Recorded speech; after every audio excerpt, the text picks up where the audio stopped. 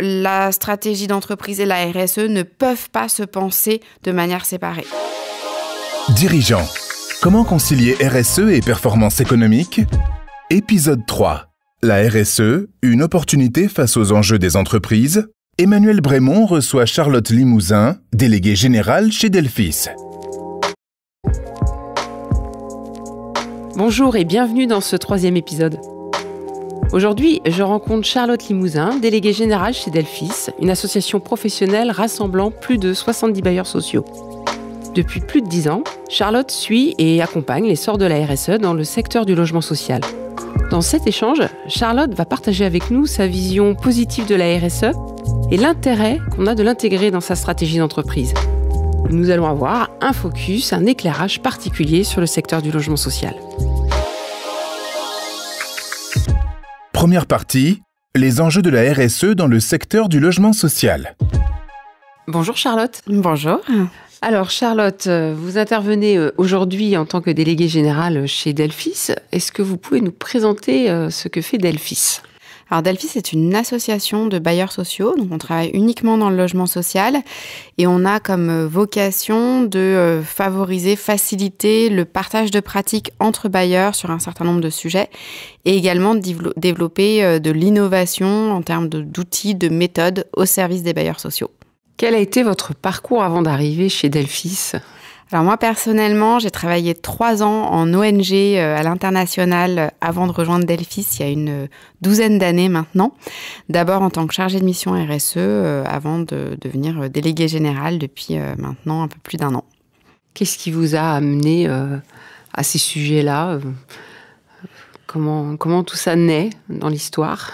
Alors moi, je pense qu'il y avait un intérêt personnel assez lointain qui m'a amené d'abord sur les carrières humanitaires, en fait, de l'humanitaire, en master d'affaires internationales humanitaires, qui est devenu un master en développement durable. Donc c'est un peu comme ça que j'ai découvert la RSE. Ma première approche, c'était plutôt l'humanitaire. Et puis la RSE, j'ai trouvé que c'était intéressant. J'ai longuement hésité entre les deux. Donc j'ai commencé par l'humanitaire et après j'ai repris une formation sur la RSE pour mieux comprendre les enjeux au sein d'une entreprise et dans un contexte d'entreprise qui est évidemment différent d'un contexte d'ONG. Alors aujourd'hui, vous intervenez auprès des bailleurs sociaux. Alors on pourrait faire un raccourci et se dire, les bailleurs sociaux, ils sont pleinement RSE. C'est pas si simple. C'est quoi les enjeux prioritaires dans ce secteur-là ? Alors, il y a un enjeu déjà de fond, effectivement, comme vous le dites, de faire prendre conscience que c'est pas parce qu'on est dans le logement social qu'on est pleinement RSE par nature. Et évidemment, il y a une forme de continuité avec la nature même de l'action, l'objet social des bailleurs sociaux. Néanmoins, évidemment, la RSE est beaucoup plus large que ça. Et elle amène à s'interroger sur tous les champs de son action, y compris de son fonctionnement. Je dis souvent que la RSE, c'est à la fois ce que l'on fait, mais c'est aussi comment on le fait. Et le comment est très important. Donc voilà, et on voit bien qu'aujourd'hui, on a des enjeux qui n'étaient peut-être pas aussi prégnants il y a 10 ans. C'est aussi ça, la RSE, c'est pouvoir être attentif à l'évolution de son contexte. Donc concrètement, aujourd'hui, les grands enjeux en matière de RSE, il y a évidemment la dimension environnementale, ce qu'on appelle aujourd'hui l'urgence climatique. On s'est concentré pendant très longtemps sur l'énergie. Aujourd'hui, on se rend compte que l'énergie, c'est pas que ça. Il y a aussi le carbone derrière, il y a aussi l'adaptation au changement climatique. Et derrière, il y a la biodiversité, l'économie circulaire. Ça, c'est sur la partie environnementale. Après, sur la partie sociétale, qu'est-ce qu'on a comme enjeu ? Les évolutions sociodémographiques, le vieillissement de la population, l'évolution des compositions familiales, des façons d'habiter, une forme de précarisation aussi. Donc tout ça interpelle. On a des parcours de vie qui sont beaucoup moins linéaires qu'avant. Avant, le logement social, il y avait une forme de parcours un peu naturel. Le logement social était une étape de sa vie, puis après on en sortait, on devenait propriétaire éventuellement. On voit bien qu'aujourd'hui, c'est pas du tout aussi simple. Voilà. Et puis après, il y a des enjeux qui sont certainement pas spécifiques au logement social, mais qui sont à prendre en compte dans la RSE. C'est d'un point de vue RH, de management. Aujourd'hui, clairement, il y a des attentes de la société, des salariés, qui sont pas les mêmes qu'il y a encore quelques années. Et les bailleurs sociaux, comme toute entreprise ou toute organisation, doivent aussi prendre ça en compte. Alors, vous le dites, on a des parcours de vie complètement différents et puis on vit des mutations qui vont de plus en plus vite. Alors, comment des bailleurs sociaux arrivent à rapidement adapter un parc immobilier, à changer leurs pratiques pour répondre justement à ces enjeux-là ? Alors rapidement, je ne sais pas si on y arrive rapidement. Déjà, la première étape, c'est d'en prendre conscience, de se questionner là-dessus. Et après, c'est... souvent, ça va commencer, on va dire, par des expérimentations. Je pense que d'ailleurs, la RSE, ça commence souvent par ça. On va tester des choses, ça ne marche pas à tous les coups. En tout cas, nous, à Delphis, quand on porte l'innovation, c'est des messages aussi qu'on porte. Et puis après, il faut se poser la question de, une fois qu'on a expérimenté, comment on étend ça quand on est bailleur social et qu'on gère plusieurs dizaines de milliers de logements et d'avoir ça pleinement intégré dans sa stratégie patrimoniale. Donc certes, les choses ne vont pas avancer rapidement, mais en tout cas, c'est de se mettre en ordre de marche pour que ce soit pleinement intégré dans les investissements, les choix de stratégie qu'on va faire pour les prochaines années, et puis comment on intègre ça dans ses pratiques, dans l'évolution de ses métiers aussi éventuellement. Alors, c'est quoi votre méthodologie de travail pour mettre les gens en mouvement là-dessus ? Comment vous y prenez ? Parce que vous êtes extérieur à ces bailleurs sociaux, donc vous êtes un animateur. Comment on les mobilise ? Alors, nous, au niveau de Delphis, on va avoir plusieurs rôles. On va déjà avoir un rôle d'éclairage sur ces enjeux-là, donc de prise de conscience, de questionnement. On arrive... jamais avec des réponses toutes faites. Donc, on a cette première phase-là et de questionnement collectif entre bailleurs. Et après, au niveau de Delphis, nous, la façon dont on travaille, en tout cas, et dont on accompagne les bailleurs, c'est au travers de développement de méthodes et d'outils qu'on construit toujours avec les bailleurs pour s'assurer qu'on n'est pas hors sol. On s'alimente et les bailleurs s'alimentent entre eux de leurs expériences, de leurs enjeux qui ne sont pas toujours tout à fait les mêmes. Donc voilà, on propose des méthodes, des outils. Lorsque c'est pertinent, on peut aussi faire appel à des expertises ou des regards extérieurs, que ce soit une expertise très technique ou tout simplement aller associer, interroger des associations de locataires qui vont avoir un autre regard, encore une autre perspective. Voilà, et l'idée, c'est de réfléchir collectivement et puis de co-construire ensemble ces outils, que ce soit aussi bien sur la démarche RSE dans son ensemble, d'accompagnement sur la méthode, ou sur des sujets beaucoup plus précis, beaucoup plus spécifiques sur un enjeu environnemental ou un enjeu sociétal en particulier. Et alors, dans cette démarche, vous avez aussi une intervention auprès des collectivités locales et territoriales, puisque un bailleur social, il répond aussi à une demande de la collectivité. Alors, tout ça, évidemment. Ça s'emboîte. D'ailleurs, je dis souvent que dans les spécificités peut-être de la RSE pour le logement social, il y a déjà une chose importante, c'est le long terme. Vous avez évoqué tout à l'heure rapidement. Nous, à l'inverse, c'est surtout cette question du long terme. L'impact sur le long terme. Et puis l'autre spécificité, une autre spécificité, c'est la dimension locale. C'est-à-dire qu'évidemment, quand on est bailleur social, sa RSE, elle va se jouer essentiellement au niveau local, avec des acteurs locaux, collectivités, mais également les entreprises du territoire, les associations du territoire. Donc nous, au niveau de Delphis, comme nous, on est à l'échelle nationale, on a moins ce lien direct. On est plutôt sur comment on accompagne les bailleurs pour eux cultiver, développer, impulser des relations au niveau local.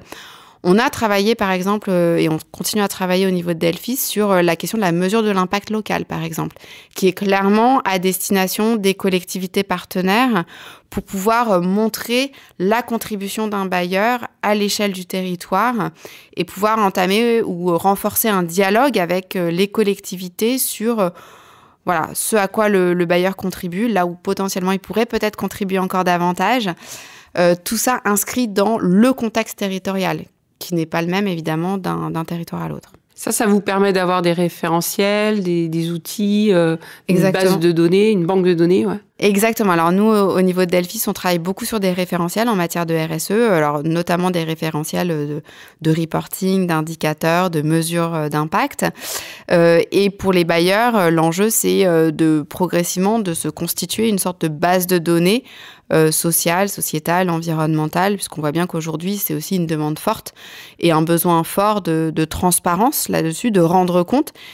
Et là, encore une fois, spécificité peut-être du logement social, mais j'ai envie de dire, a fortiori, quand on a une mission d'intérêt général, quand on a malgré tout une forme encore d'aide publique, moi, je pense que la responsabilité et l'enjeu de la transparence est encore plus fort. Forcément, on attend plus en matière de transparence. Et donc, c'est important que les bailleurs sociaux s'outillent pour pouvoir démontrer, identifier, démontrer leur action, leur impact, leur performance, identifier là aussi, là où il y a des axes de progrès. Voilà. Vous avez des exemples à nous citer là, de bailleurs sociaux qui seraient assez matures et qui ont déjà entamé des processus importants de changement. Je ne citerai pas de nom de bailleurs sociaux, voilà. Mais oui, il y a des bailleurs. Et alors, par contre, ce que je peux dire, c'est que nous, de notre point de vue, ça n'est pas une question de taille. Ça n'est pas une question de statut, puisque au sein du logement social, on a à la fois des entreprises privées, des bailleurs publics. Nous, clairement, dans notre réseau, au niveau de la RSE, on a toute forme de bailleurs, tout territoire, toute taille. Et je pense que ce qui va faire la différence, c'est beaucoup plus une question de culture et une question d'impulsion du dirigeant ou de la dirigeante.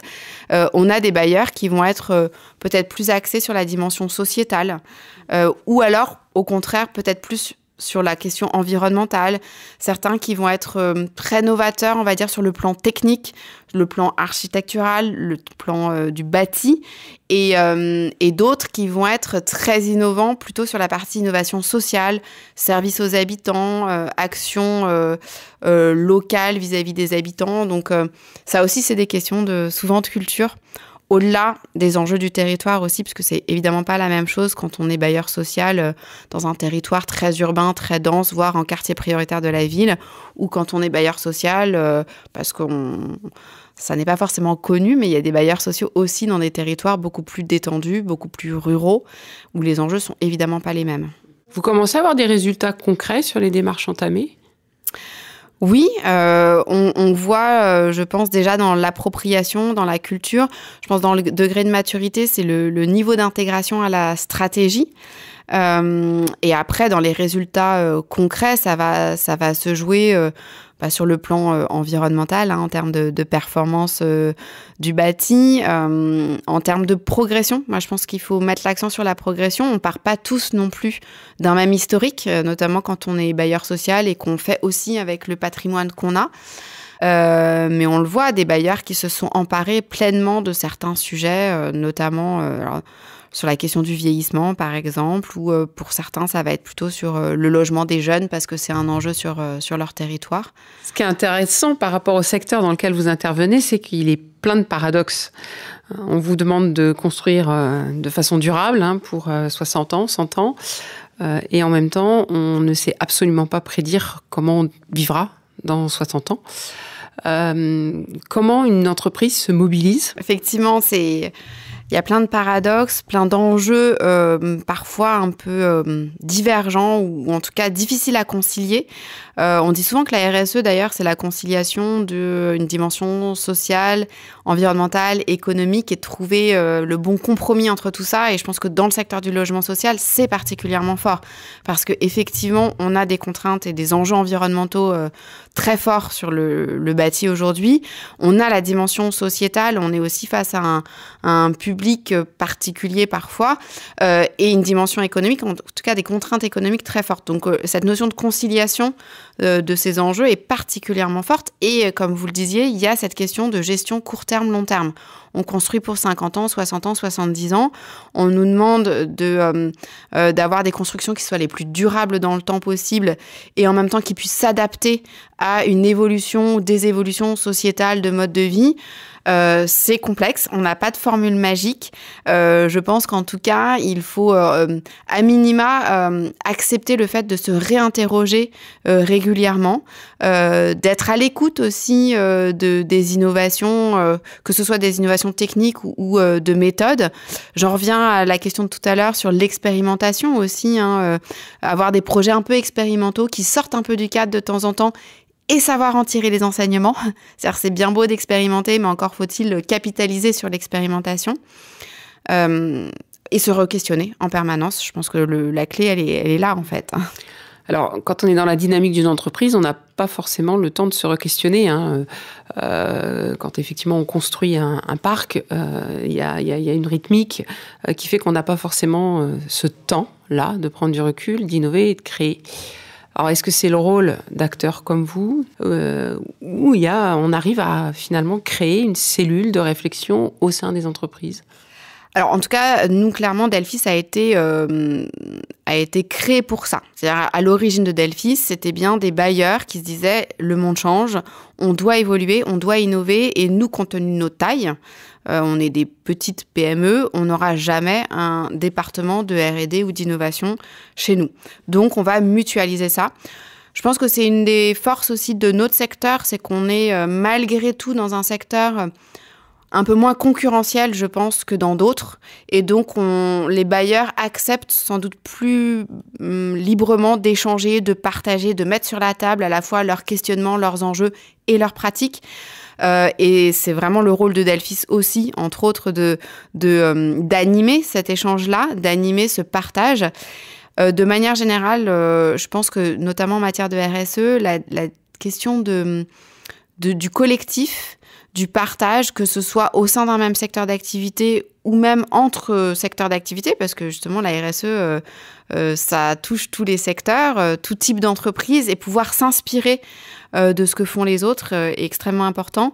Nous, on essaye d'apporter ça à notre humble niveau à Delphis, dans le secteur du logement social, mais en matière de RSE, je sais qu'il y a des bailleurs qui participent aussi à des réseaux locaux qui rassemblent d'autres types d'entreprises et qui viennent se nourrir de ce qui se fait aussi dans d'autres secteurs d'activité. Et je pense que c'est extrêmement important. Et alors, comment ces structures-là arrivent aussi à embarquer toutes les parties prenantes ? Parce qu'en fait, un bailleur social, il va donner à manger à un certain nombre d'entrepreneurs du bâtiment. Comment il les embarque dans sa réflexion et dans sa dynamique ? Alors là aussi, je fais le parallèle avec la réglementation du secteur et le fait qu'on me dit souvent on est dans un secteur qui, encore une fois, par nature, associe ses parties prenantes, ne serait-ce que dans sa gouvernance, ce qui n'est pas faux, puisque je rappelle que dans les organes de gouvernance d'un bailleur social, il y a des représentants de locataires, il y a des représentants de collectivités, ce qui est une spécificité. Et pour autant, je trouve que la RSE vient aussi réinterroger tout ça, parce que c'est pas parce qu'on les a dans notre gouvernance qu'on a un dialogue particulièrement ouvert, constructif, productif. Et je pense que la RSE amène à travailler de manière concrète finalement avec ces acteurs-là, autour de projets spécifiques. Après, il y a un enjeu de sensibilisation aussi de ces acteurs à certains sujets de la RSE. Moi, je crois beaucoup finalement au concret. Je pense qu'à un moment, la façon de les embarquer, ça va aller au-delà des discours, au-delà des grands engagements, au-delà de il faut agir ou il y a tel ou tel enjeu. C'est travaillons ensemble concrètement sur un sujet. Prenons les sujets concrètement sur un projet et puis après, progressivement, on va capitaliser sur une relation qu'on aura créée, sur des résultats tangibles aussi pour éventuellement aller un peu plus loin. Et la même chose est vraie d'ailleurs avec les entreprises. Oui, on travaille avec beaucoup d'entreprises. On nourrit, entre guillemets, le secteur du bâtiment. En matière de RSE, je trouve que ça amène aussi la question, encore une fois, de l'innovation. C'est-à-dire, au-delà de nourrir un secteur, comment on travaille avec eux, parce qu'on a besoin d'eux aussi pour innover dans les modes de faire, dans les constructions.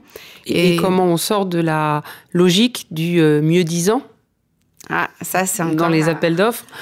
Mais on voit de plus en plus d'intégration de la question de la RSE dans les appels d'offres, de façon soit très concrète, très opérationnelle, sur les solutions qui doivent être proposées, ou même de manière générale, des bailleurs, nous on le voit aussi avec notre structure de conseil, quand on répond à des consultations, des bailleurs qui mettent dans leur cahier des charges, qui nous posent la question « Qu'est-ce que vous faites en matière de RSE ?» Donc on voit que c'est des choses qui commencent à faire leur apparition. On voit des bailleurs aussi qui commencent à avoir des vraies politiques, stratégies en matière d'achat durable et responsable. Voilà.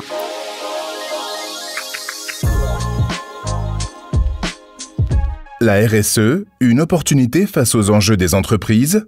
Deuxième partie, les bonnes pratiques en matière de RSE. Et sur le pilotage de leur entreprise, en fait, et des RH, est-ce que vous voyez des choses innovantes aussi pour que les RH soient un petit peu plus partie prenante en interne, du coup. En interne, dans l'entreprise. Oui, alors il y a l'aspect RH, et puis moi j'élargirais à la question plus largement du management, en fait, qui dépasse d'ailleurs la question RH. Oui, de toute façon, je pense que les bailleurs ont conscience qu'il faut avancer sur ces questions-là. La façon de manager aujourd'hui, elle ne peut pas être la même qu'il y a 10 ans, 20 ans, 30 ans. Alors, comment ça se traduit ? Ça va se traduire, alors, en termes de management, avec de plus en plus de logique participative, d'implication des collaborateurs, de co-construction. Ça peut paraître aussi très basique, peut-être dans d'autres secteurs d'activité, mais un fonctionnement en mode projet, qui n'est pas forcément la culture toujours au sein des bailleurs. La question de la transversalité, et la RSE, elle amène à réfléchir en transversalité. Donc ça, c'est sur la partie plutôt managériale. Après, sur la question plus RH et gestion des ressources humaines, j'ai envie de dire, les bailleurs sociaux, comme toutes les entreprises aujourd'hui, vont devoir se poser la question de la qualité de vie au travail, l'équilibre vie personnelle, vie professionnelle. Et je vois effectivement apparaître des choses un peu innovantes sur le sujet. Le télétravail paraissait très innovant. Je me souviens des premiers échanges que j'ai eus il y a 12 ans. Quand j'ai abordé la question du télétravail, on m'a regardé en me disant « mais de quoi elle nous parle ?» Aujourd'hui, c'est évidemment quasiment devenu courant, chez tous les bailleurs presque. Mais au-delà de ça, on voit des pratiques qui vont encore plus loin sur la réflexion sur la parentalité. Comment on travaille sur la parentalité, sur les congés paternité par exemple. Comment on accompagne des salariés aidants. C'est une vraie question, parce que la parentalité, c'est vis-à-vis des enfants. La question se pose de plus en plus vis-à-vis de conjoints ou de parents qui, soit pour une question d'accident de la vie, soit tout simplement du fait du vieillissement, des salariés qui doivent consacrer davantage de temps. Et on voit des bailleurs qui commencent à réfléchir à ces questions-là, à proposer des solutions, que ce soit en termes d'organisation du travail, de temps de travail, de congés. Donc ça, je trouve que c'est des initiatives assez intéressantes. C'est un secteur qui est quand même assez chahuté. C'est un secteur réglementé. La législation a forcé des rapprochements, des mariages entre bailleurs sociaux pour une question de taille. Donc en termes de RH, il y a des enjeux quand même très, très forts actuellement dans ce milieu. Et là-dessus, d'ailleurs, nous, ce qu'on constate, c'est que la RSE est parfois vue comme une opportunité aussi, en se disant, effectivement, on sort d'une fusion, le contexte est compliqué. La RSE est une façon de construire ensemble un nouveau projet, de donner ou redonner du sens. Là aussi, on est, indépendamment d'ailleurs des questions de fusion, dans un contexte avec des contraintes économiques de plus en plus fortes, des contraintes réglementaires et des salariés qui parfois disent « mais moi, je comprends plus exactement en fait mon action, notre action. J'ai l'impression qu'on parle de plus en plus d'économie, de finances et de moins en moins de logement social. » Et la RSE est vue comme une façon aussi de redonner du sens à tout ça, d'essayer de fédérer les équipes autour d'un projet, d'une vision. Et d'ailleurs, la RSE a aussi cet intérêt-là qu'elle couvre tous les métiers. Là où, quand on parle du cœur de métier de logement social, oui, construire du logement, gérer des logements, effectivement, c'est le cœur du réacteur, j'ai envie de dire. Mais après, on a toutes les fonctions support qui contribuent aussi. Et la RSE, c'est une façon d'embarquer tout le monde, en fait. Parce que tout le monde a un rôle à jouer là-dedans, tout le monde est concerné. Et on peut proposer des projets, des objectifs à tous les salariés, autour d'une vision commune, d'une vision partagée, qui est cette notion de RSE, de contribution sociétale, environnementale, territoriale. On parle beaucoup aussi du parcours du résident, comme on parlerait d'un parcours client. Comment on intègre le résident dans toutes ces réflexions-là ? Alors, intéressant aussi, encore une fois, là aussi, la RSE amène à se dire, oui, on fait du logement social, oui, on travaille pour l'accès au logement, mais la RSE permet d'aller pousser la réflexion en se disant, déjà, il n'y a pas un habitant, il y a une multiplicité d'habitants. Et puis, l'habitant d'aujourd'hui, il a aussi son parcours de vie, donc il va avoir peut-être à un moment des besoins particuliers. Néanmoins, c'est important de penser qu'on a différents types de clients, différents types de besoins, y compris en termes de RSE, pour pouvoir répondre à cette diversité de besoins. Que ce soit, je l'évoquais tout à l'heure, la question du vieillissement. Aujourd'hui, comment on répond à ça? À l'inverse, de l'autre côté de la chaîne, on a, sur certains territoires, une problématique de logement des jeunes, par exemple, avec des besoins aussi particulier, à la fois en termes de typologie, mais qui amène à réfléchir aussi, parce que qui dit jeune, dit parfois aussi mobilité, dit parfois, je pense alors aux jeunes, mais d'ailleurs on peut se poser la question aussi des saisonniers, en fait, avec des besoins très très spécifiques, y compris en termes de gestion. C'est pas l'attente d'un jeune, d'autant plus quand il est étudiant, alternant. Voilà, donc là aussi ça amène à repenser ces pratiques-là. Et pourquoi pas les penser avec les publics concernés. Et c'est là où on en vient à la RSE aussi et l'association des parties prenantes. Donc là, on peut avoir des démarches intéressantes, mais encore une fois, qui vont se faire, je pense, projet par projet, parce que ce qui va être intéressant, c'est la réponse opérationnelle à un besoin local, à un besoin concret. Et pour pouvoir impliquer ces parties prenantes, il faut que ce soit sur quelque chose de très concret, au final. Sinon, on va rester dans des grands principes. Pour essayer d'illustrer tout ça, parce que quand je vous écoute, je me dis, mon Dieu, comment on embarque des équipes, il y a tellement de questions, il y a tellement d'innovations à avoir, il y a tellement d'adaptation et d'agilité à développer. Comment, finalement, un président de structure logement social peut embarquer ses équipes là-dedans?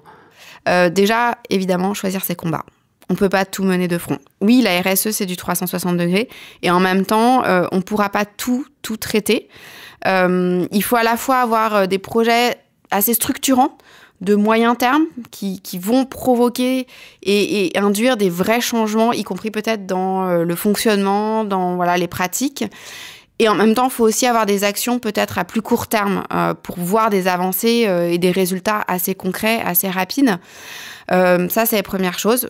Choisir ses priorités, avoir ces différentes temporalités et peut-être dans les priorités, les projets qu'on va se fixer, s'assurer qu'on balaye quand même l'ensemble des métiers.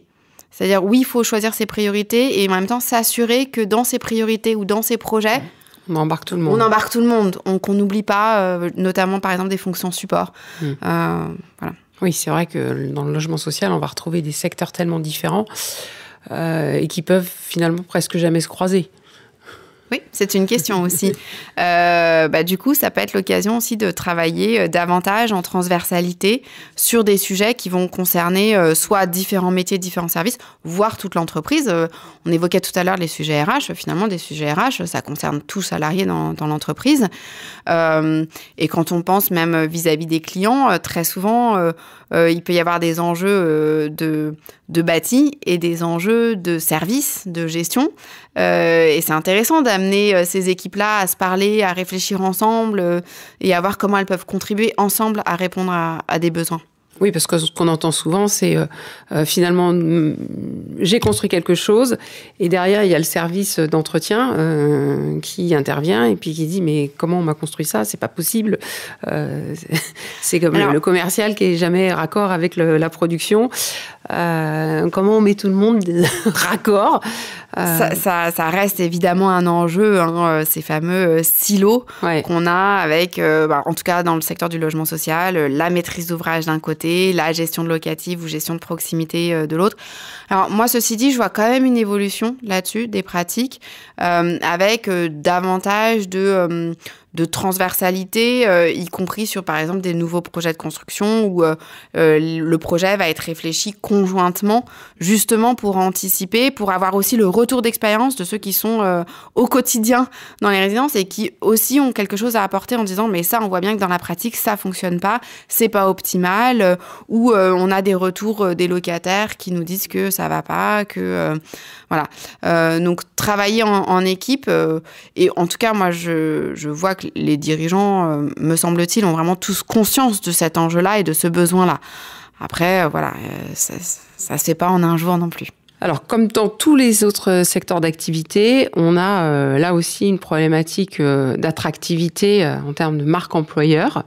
Alors, le logement social, historiquement, n'est pas un secteur qui communique, qui vit quand même plutôt caché et qui a possibilité d'offrir des carrières, des métiers très, très riches et variés et qui font sens.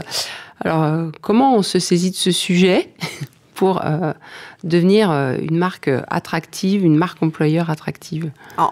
En tout cas, moi, ce que je constate, c'est que aujourd'hui, de plus en plus de dirigeants aussi prennent conscience de, encore une fois, la RSE comme pouvant être un des atouts, évidemment pas le seul, mais en tout cas un des leviers qui peuvent être activés dans un contexte où effectivement les bailleurs sociaux, comme beaucoup d'entreprises, ont du mal à recruter, ont assez peu de visibilité, de notoriété, voire même une image qui n'est pas forcément toujours très positive. Souvent des petites structures aussi, dans des territoires qui eux-mêmes sont parfois un peu compliqués. Donc l'enjeu de comment recruter et fidéliser est aujourd'hui effectivement très important. Et la RSE peut être un levier à la fois d'attractivité vis-à-vis de candidats potentiels, parce que candidats en quête de davantage de sens ou sensibles à y compris des démarches RH qui sont inscrites dans le cadre de la politique RSE. Et puis, c'est un levier aussi de fidélisation des salariés en place dans un contexte où aussi on fait face à ça avec un turnover qui est un peu plus important aujourd'hui et où tout ce qui peut être mis en place dans le cadre d'une démarche RSE, d'une réflexion autour de la qualité de vie au travail, oui, on sait que sur le plan de la rémunération, on ne sera pas forcément les plus attractifs, mais on a peut-être d'autres leviers sur l'organisation du travail, sur ce que j'évoquais tout à l'heure, sur la qualité de vie au travail, l'équilibre vie personnelle, vie professionnelle, sur aussi des cultures d'entreprise, au-delà même du sens qui est un peu, encore une fois, par nature, et puis d'un engagement. On a des salariés, malgré tout, qui sont de plus en plus sensibles à l'engagement de leur entreprise, quelle qu'elle soit et quel que soit le secteur d'activité. L'engagement de l'entreprise face à des enjeux sociétaux et environnementaux. Quand on vous écoute, on a l'impression que la RSE, c'est une opportunité et ça répond à beaucoup de choses. Ce qui veut dire que quand on saisit du projet stratégique de l'entreprise, on commence par la RSE. Alors non, je ne dirais pas forcément qu'on commence par la RSE. C'est un bon guide. Il y a beaucoup de choses, évidemment, dans une stratégie d'entreprise. En tout cas, moi, je pense que la RSE peut être, encore une fois, un outil de questionnement, une méthode, finalement, pour construire sa stratégie. En tout cas, ce qui est sûr, et ça c'est vraiment une conviction, c'est que la stratégie d'entreprise et la RSE ne peuvent pas se penser de manière séparée. La RSE est dans la stratégie, ne peut pas être à côté. Sinon, on est sur de la RSE, pour moi, que j'appelle la RSE gadget, ou la RSE parallèle. Donc, la RSE doit traiter le cœur de métier et la stratégie doit intégrer la RSE. Et alors, comment on mesure que ça fonctionne ? Est-ce qu'on a des outils ? Est-ce qu'on a des indicateurs particuliers ? Comment aujourd'hui, là, depuis le temps que vous êtes investi sur ce secteur-là, comment vous mesurez que ça avance ? Alors déjà, en matière de RSE, pour moi, il est aussi nécessaire d'avoir des indicateurs quantitatifs qui servent à la fois en interne à piloter la démarche, à effectivement mesurer les progrès par rapport à des objectifs qu'on s'est fixés. Sinon, effectivement, on n'est pas en capacité de voir et d'évaluer. Et ces indicateurs vont aussi servir en externe à rendre compte. C'est aussi un élément important en matière de RSE, cette fameuse transparence et rendre compte vis-à-vis de ces parties prenantes. D'ailleurs, aujourd'hui, quand je dis parties prenantes, on voit que de plus en plus de financeurs, que ce soit des partenaires ou des financeurs privés, les banques, les acteurs financiers sont eux-mêmes de plus en plus challengés sur leur RSE et du coup s'intéressent de plus en plus à la RSE des organismes et des organisations qui financent et sont en demande d'indicateurs. Donc ça, c'est sur la partie indicateurs quantitatifs. Néanmoins, il est clair qu'en matière de RSE, on ne peut pas avoir que des indicateurs quantitatifs. Il y a des choses qui sont moins quantifiables, moins tangibles directement. Et là, moi, je trouve que c'est intéressant, toujours dans cette logique d'amélioration continue, d'avoir des temps de bilan, d'évaluation de ces projets, de ces pratiques. Ça peut être tous les 2-3 ans, ça peut être fait en interne ou avec l'aide ou le regard d'un tiers extérieur, mais d'avoir ces moments où on va se poser un petit peu, regarder le chemin parcouru, se réinterroger sur est-ce qu'on continue à aller dans le bon sens, est-ce que il faut qu'on revoie un petit peu notre stratégie sur certains sujets. Et ça va passer par vraiment de l'évaluation plus qualitative. Encore une fois aussi, on en revient aux parties prenantes, aller interroger les parties prenantes, que ce soit en interne ou en externe, pour avoir aussi leur regard sur les évolutions de la stratégie de l'entreprise. Charlotte, est-ce que vous avez des exemples d'initiatives très concrètes qui vous ont marqué ?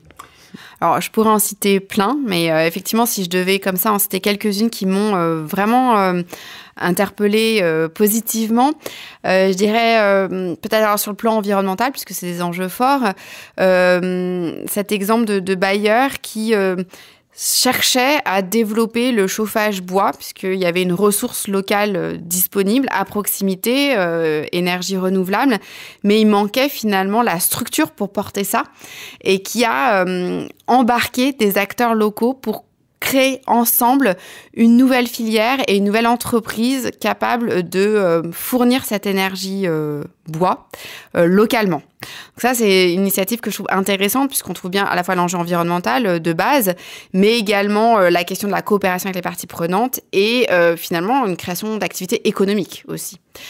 Un peu sur le même mode, un autre exemple qui m'a marqué, et il y a plusieurs initiatives d'ailleurs dans le secteur là-dessus, c'est sur l'économie circulaire, avec pareil la création d'une filière locale de réemploi de matériaux, de déchets, notamment de construction, autour des projets de construction, de réhabilitation, qui embarquent là encore les acteurs du territoire.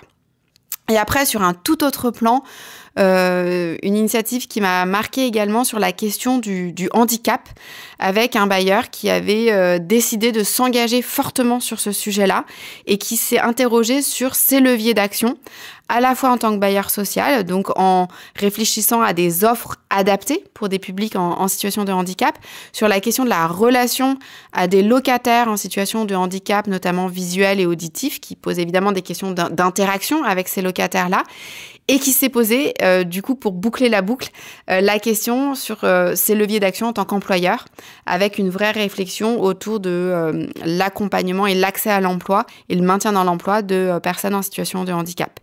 Et là, je trouve que c'est une belle façon de montrer comment, avec un sujet qui lui tenait à cœur, visiblement, comment on essaie d'activer le maximum de leviers, aussi bien dans son cœur d'activité que dans son fonctionnement interne.